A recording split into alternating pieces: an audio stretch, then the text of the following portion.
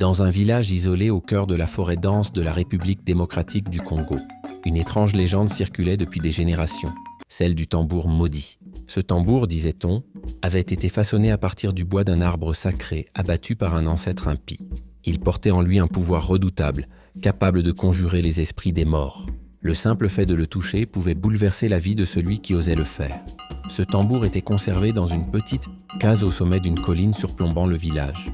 Personne ne s'en approchait, car il était dit que quiconque jouait ce tambour s'exposait à une malédiction terrible. Pourtant, un jeune homme du village, nommé Lukba, allait défier cette interdiction, entraînant des événements qui marqueraient à jamais le destin du village.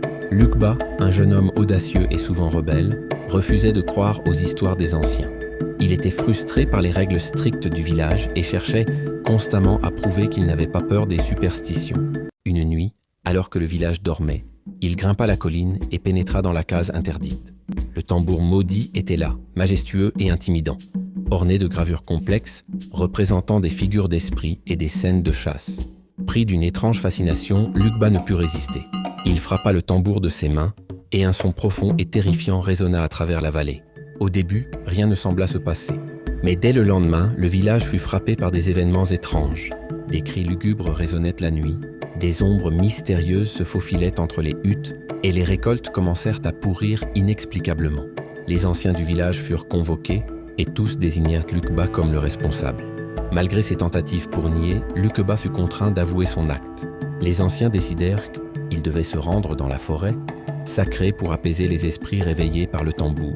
Mais la forêt était un lieu dangereux, où peu de gens osaient s'aventurer.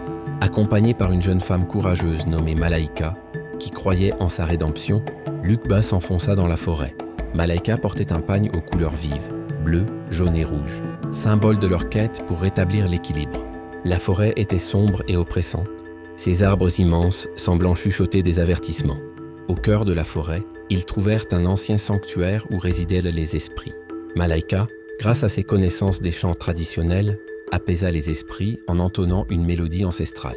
Lukba, en larmes, promit de ne plus jamais défier les règles du village. Les esprits, émus par leur sincérité, acceptèrent de lever la malédiction. De retour au village, Lukba et Malaika furent accueillis comme des héros. Le tambour maudit fut scellé dans un sanctuaire plus sûr, et une cérémonie fut organisée pour remercier les esprits. Lukba, transformé par cette expérience, devint un homme respecté et sage, protégeant les traditions qu'il avait autrefois méprisées.